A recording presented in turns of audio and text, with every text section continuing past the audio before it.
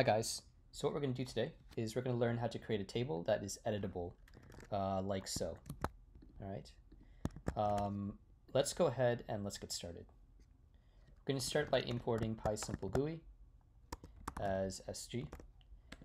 What you need to pay attention to is that in order for this tutorial to work, you do need to have the latest version of PySimpleGUI. And you can get that by first uninstalling it, so pip uninstall PySimpleGUI, and then pip install PySimpleGUI. So uninstalling and then reinstalling. Now what we want to do as well is we want to quickly generate some fake data to put into this table. Now, normally in real life, you'd create another window with a form to input data that would be displayed into the table. What we're gonna do for the sake of this tutorial is create some of the data that will go into this table. So we'll create a 1D array for headings right here for name, ID, grade 1, grade 2, grade 3, and then a 2D array for the actual information that will go in the table. And we'll return all of that to be displayed in the table. Now what we want to do is we actually want to generate the table itself. So we're going to say def generate table, and we're going to create a global variable called edit. That means it can be edited anywhere in the file, and we'll set edit equal to false. Then we're going to get our headings and our data using this function right here. So we'll say generate table data. Now let's go ahead and let's create the layout, which is where we're actually creating the table. So we're going to say layout equals, and that's going to be a 2D array as usual. So we'll say sg.table, and then we'll go ahead and input a list of parameters. So first we're going to input the actual data, so values equals data, and then the headings equals headings from right up here.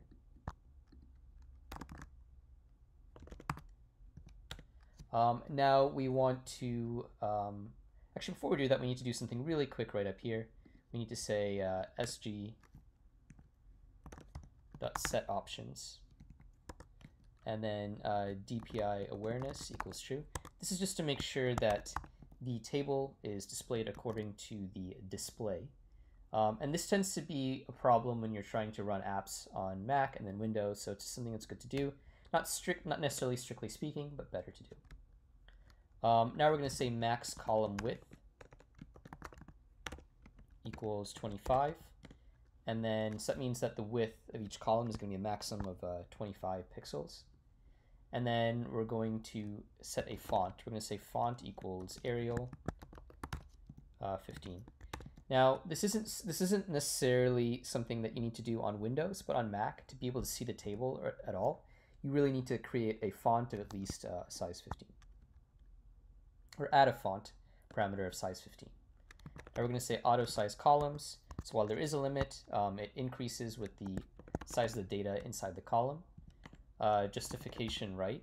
So all data is displayed from the right to the left.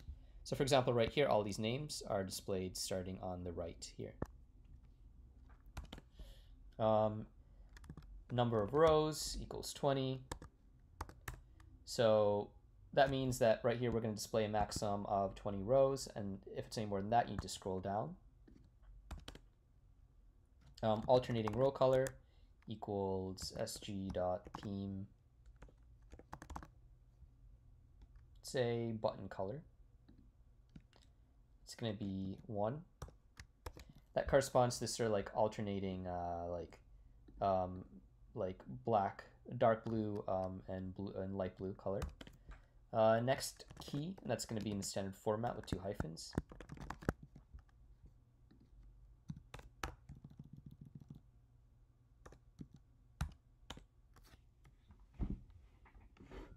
And next, we're going to have expand x equals true, expand y equals true, to allow the table to kind of expand with the rows of data and the columns that have been put in. And then we'll have enable click events, which is probably the most important parameter here.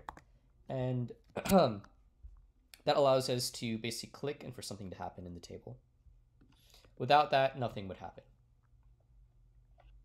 And the next thing we want to do is we actually want to create this line right here, where we actually we can see the cell that's clicked on and then being edited. So we're going to create this right here. So we're going to create that in another 1D array. So we're going to say sg.text cell clicked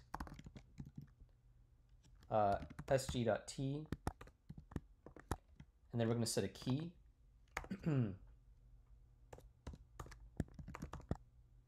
Clicked cell. So this key is actually like this field right here is going to be updated and correspond to a tuple containing the row and column of whatever cell we clicked on. So that's more or less it for the layout. Let's go ahead and create the window. So we're going to say window equals sg.window. Pretty standard. We'll call it clickable table element. We'll have layout, this layout right here. Resizable equals true. Although again, this doesn't work very well on a Mac. And then finalize equals true. So next, let's go ahead and create the event loop. Keep in mind, all of this is contained in the generate table function. We're gonna have while true. Pretty standard, like boilerplate code. Event values equals window.read. If event in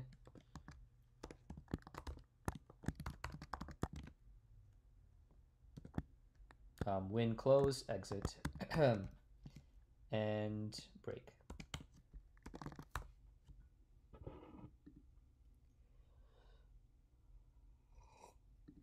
Just some coffee right there. Next, we're going to have elif is instance event tuple.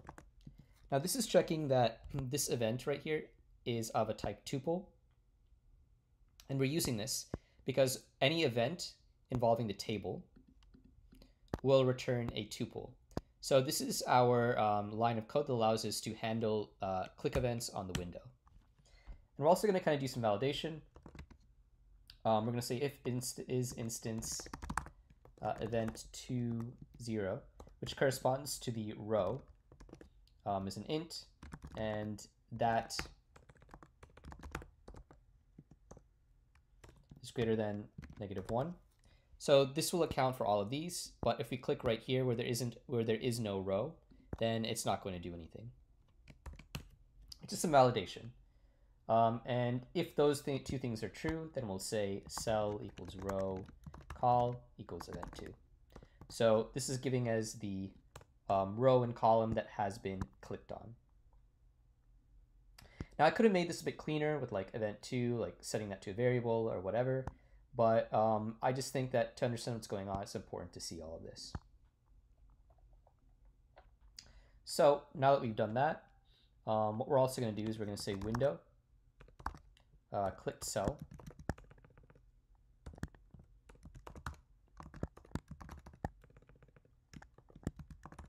gotta have our 2 dashes here.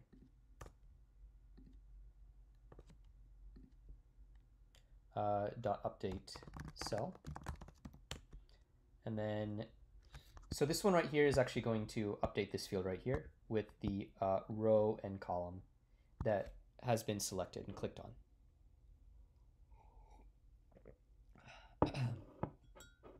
Now next what we want to do is so now that this has been clicked on, we want to actually initiate that like this text input right here. And to do that, we're going to call a function we haven't created yet called edit cell. And we're going to have an input of window, our table key, row +1, just because of the way that the rows are set up, poll, and then justify right. We're going to then close, well, we're going to pretty much do what we normally do, window.close. And then outside of this, we're going to kick off the function generate table. So ideally, actually, when you open up this file, this Python file, you're executing generate table. So let's go ahead and let's create the edit cell function. So we're going to create it right up here. It's executed down here. So we want to create it before our generate table function. So this is actually probably the most complex part of this tutorial. And the reason for that being the fact that here, we're actually not using the standard PySimpleGUI syntax. Now, I'm going to create the input parameters here. And these correspond to basically what is right down here, which we just saw. And basically what I want to say is that the code in this edit cell function is going to be from something called Tkinter. So Tkinter is a library upon which PySimpleGUI is built. So all this SG table stuff, all of this is like cosmetic. This is an easy way for us to create a table. And so all of this code here that allows us to just put in these parameters and create a table is kind of cosmetic. It's just for ease of use. But when we actually initiate this, underneath this, what's executing is Tkinter code. So Tkinter runs underneath the underneath PySimpleGUI. It's kind of like the workhorse or the bones of PySimpleGUI. And when there's some functionality that we can't accomplish directly in PySimpleGUI, like for example this, there's not really any way to do this just in standard PySimpleGUI. We need to revert to using Tkinter code. So let's go ahead and let's do that. I'm going to start by saying global, creating a global variable, text variable, and then edit. And we have this edit right down here already, but whenever we use our global variable in different scopes, like different functions, we need to create it again with the global keyword. Next, we're going to say if edit or row is less than or equal to 0, then return. So if this is already being edited, then so if edit equals true and we're already editing right here, then we're not going to try to call this function edit cell again, only one at a time. Now we're going to really get into the Tkinter stuff here. We're going to set edit equals true. Then we're going to say root equals window dot tk root.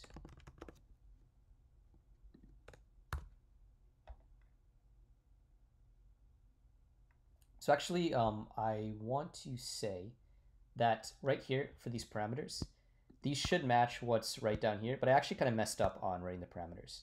So let's go ahead and let's fix that right up here. So for edit cell, we're actually going to be inputting the window, key, row, call, and justify equals left. Sorry if that was confusing. I also want to point out that actually, if you look at the description below, there is a link to the to a GitHub repository holding this code. So you can actually look at it while you're watching this tutorial, and that will make a lot more sense potentially. So this window right here that's being input into edit cell actually comes from right here. All right. And so from that window, we're going to extract this tk root object, which we're going to work with. This will allow us to kind of use tk root functionality with PySimpleGUI. The other thing we want to do is we want to get access to our table, but in the tk root side of that. So we're going to say window key. Remember, our key is right up here, and that key corresponds to the table right down here. So we're basically kind of actually using like PySimpleGUI functionality, but then we're going to say dot widget, which comes from tk root, from Tkinter. And Well, we call this a table element in PySimpleGUI. This actually corresponds to something called a tree view widget, a little widget in Tkinter. And we're going to use the functionality of that widget to make all of this happen. So now that we've started kind of getting into this Tkinter stuff, we're going to get the text of the cell we're currently working with. So we're going to say text equals table.item, the row, the values keyword to make sure we're getting the value in that cell, and then the column, which we've put in right here. Now that we've done that, what we want to do is we want to get the physical position and characteristics of that cell. So each one of these individual, any individual cell that we're working with. So we're going to say xy width height equals table.bbox, and then row column. And now that we've gotten the characteristics of that cell, of this cell that's in the table, we're going to go ahead and create our white space text input. And that's going to be in the form of something, well, that's going to be inside of something called a frame. So we're going to get a frame that's going to hold this white text input. And then inside of that, we're going to create the actual input box. So we're going to say frame equals sg.tk.frame root, indicating that this little thing, this frame that's holding this, is going to be in our root, so our table window that we created in PySimpleGUI. And then we're going to place that frame at the same position of the cell that we clicked on. So for example, if we clicked right here, we're going to place the frame right on top of this. So we're going to say frame equals x for the x position on the screen, y equals y, anchor, and w, looks like northwest. Width equals width, to give it the right width and height matching that cell, and then height equals height.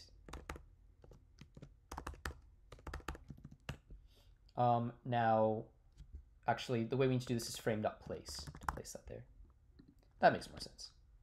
Now what we also want to do is we actually want to get the current value that's stored in the cell that we're working with, and then put it into our white box right here as an initial value. So we're going to say text variable, it's actually a global variable, equals sg.tk.string var. And we're going to say text variable dot set text. So whatever text was in that row and column that we clicked on.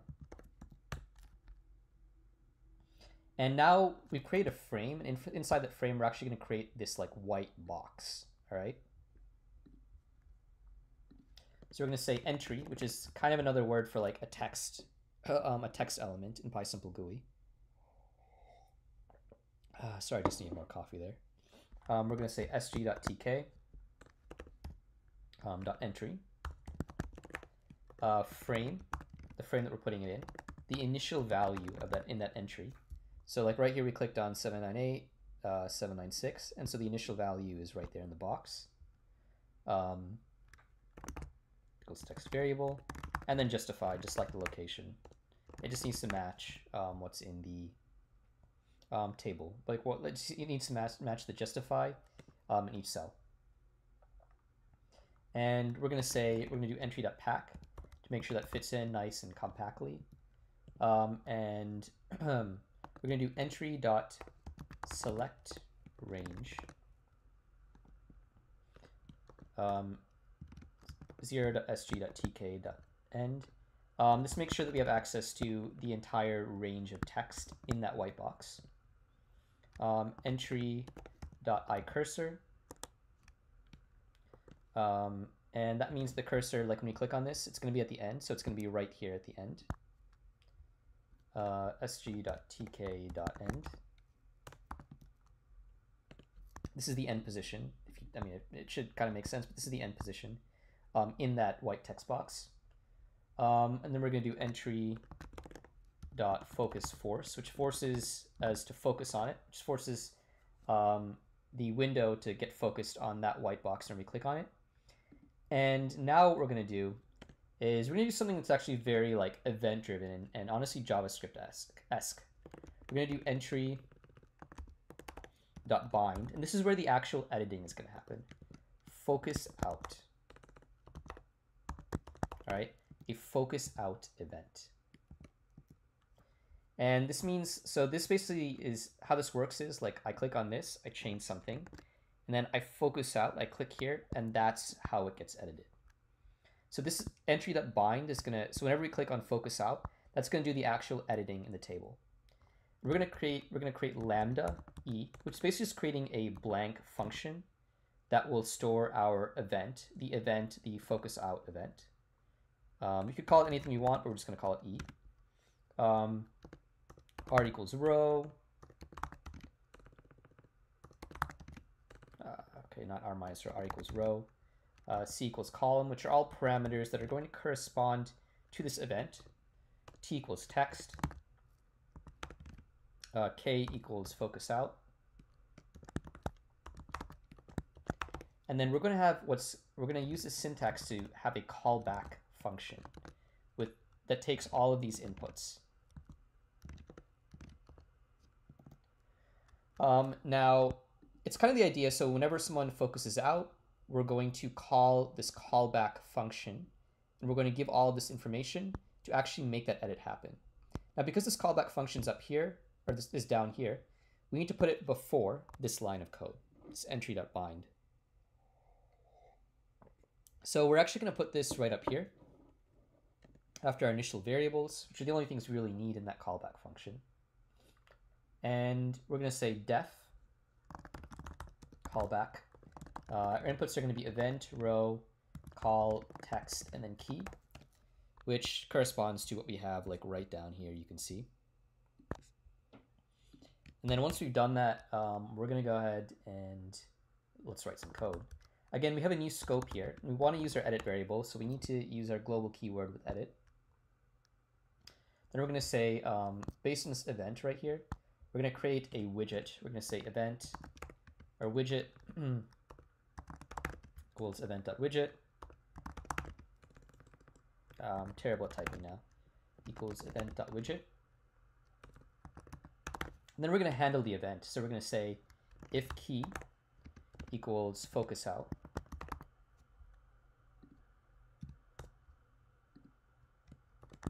Equals focus out. Text equals widget.get. And so actually like this widget right here, so this event right down here, ends up corresponding to the like focus out event. It ends up giving us basically our table as a widget. So from that we can get our text. Well, sorry, let me rephrase that actually. So what's actually going to happen right here is with this, we're actually essentially going to get access to this entry. All right. So this event corresponds to the focus out that's happening on entry, which is this white box right here. That's a better way to explain it. And then right here, this widget that we have right here that corresponds to this event, that widget is going to correspond to our entry, so our like white box right here. And then we're just getting the text in that white box. So like in this case, this is going to be like 4321. Okay. And now that we've done that, we're going to actually, like, we're basically getting that text, storing it in the text variable. And then remember, we're focusing out. So we're doing that, we're focusing out. So then we want to just actually destroy the widget. And we're destroying that, like we're kind of covering all our bases. We're doing destroying the widget directly. And then we're saying widget.master.destroy. So it's just two ways to completely destroy the widget. Now we're going to say values equals list table.item row. So we're actually getting all the values from the table as a list, like in the row that we've selected, and we're storing that in our values variable. So values corresponds to a row. So for example, if you select right here, that corresponds to this row. And we're going to actually edit the column in that row. So we're going to say values column equals text. So right here, we're getting this column, for example, we're getting this row, and then we're editing what's in that row and in this column. if we're editing this, for example. So this is where the edit's actually taking place. And then once we've edited that, we're going to go ahead and put it back into the table for display. So we're going to say table item row values equals values. So right here, based on what's been typed into the white box, we're getting the values for a row, we're editing it for the specific column in that row, and then we're going back into the table and resetting all the values in that table, like so. Now that we've done that, we can say edit equals false. We're done editing. So as always, we're going to go ahead and we're going to close up our example right here. And we're going to go ahead and run this and just make sure everything works. All right, and it looks like we're actually good. Cool, all right. So again, this is probably one of the more complex tutorials I have ever made, partly because it involves Tkinter. If you're interested in learning more about Tkinter, please comment below so that I know, because I want to get a good idea of what tutorials people want. Also, make sure to like and subscribe if you found value in this. Thanks, and have a nice day.